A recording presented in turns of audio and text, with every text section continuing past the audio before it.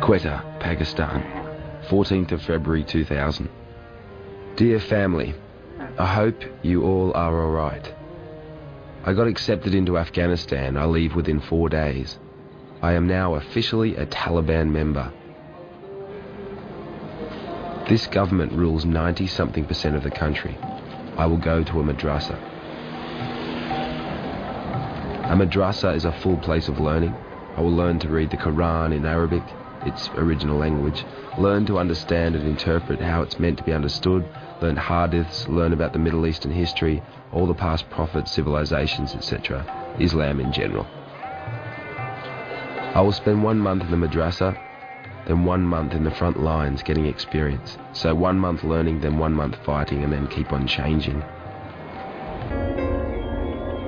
The Western world with its technology against the Islamic world with its mythology.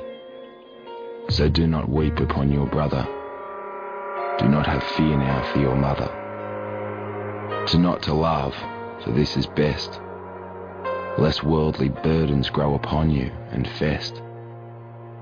Lordly king on throne so high, to not obey is but to die.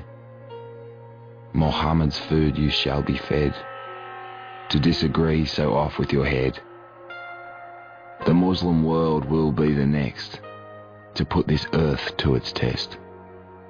To see the rivers go roaring on, it is here that I do belong. Here at this stage.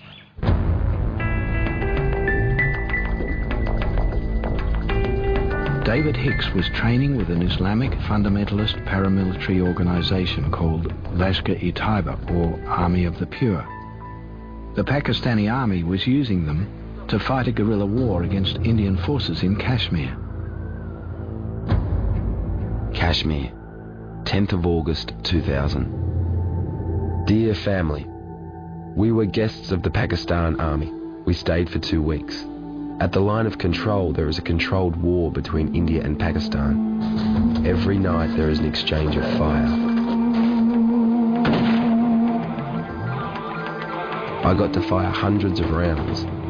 Most Muslim countries impose hanging for civilians arming themselves for conflict.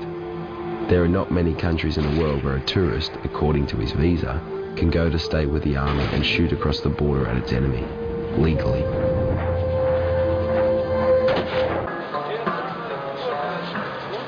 Do you remember the story I told you about how Afghanistan, Pakistan and Kashmir will join together as a true strong Islamic state? This is very much a reality. Afghanistan is recognized as part of Pakistan. The Taliban have a full military which they captured from Russia when they defeated them. These two armies are also working with the Muslims fighting against the Indians in Kashmir. The Indians are very weak and are losing Kashmir.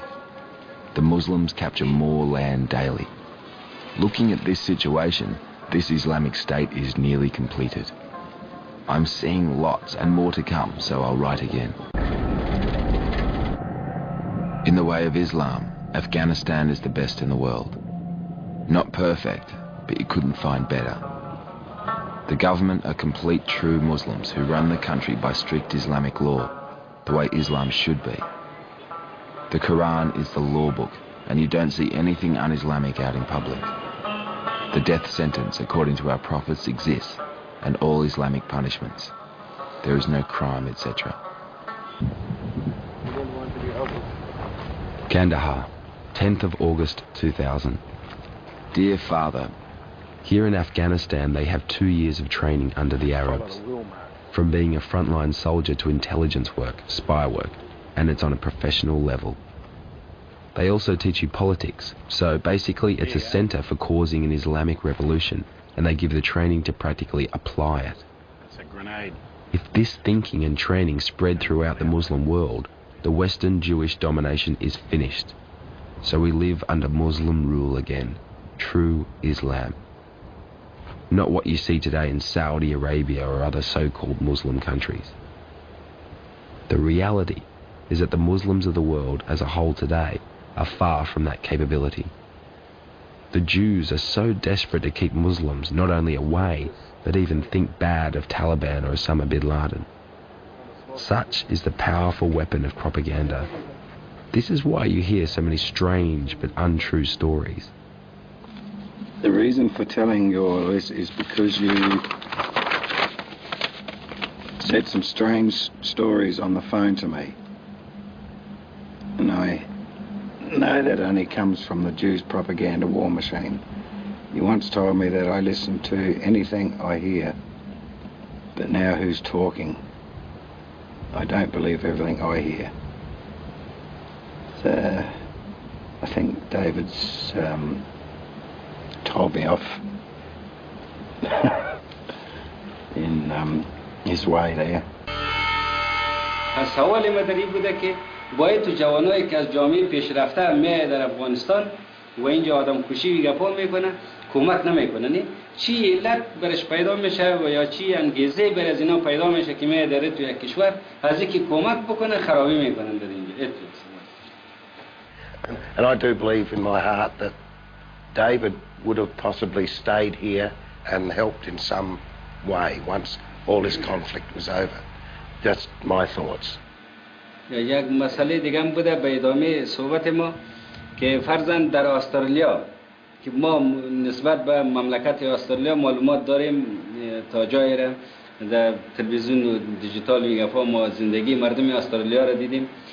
یعنی این بچه از اینا سوال سر بچه از ایناست که در تو یک جامعه زندگی کردن ولی در اینجا با طالبا میگه که زن حق برآمدن فرزند نداره. در زمان طالبا هیچ زن در افغانستان حق گشت و گذار نداشت. من بر علاوه کارش فرزند مثال چیش یا فرزند ماندن بزوری ریش و یعنی تو باز گپایی که خود ساخته خود طالبا یا القاعده بوده در افغانستان که جوانا چطور تشویق شده از استرالیا آمده اینجا زن با طالبا یک جای میگه که باید از خانه نبره.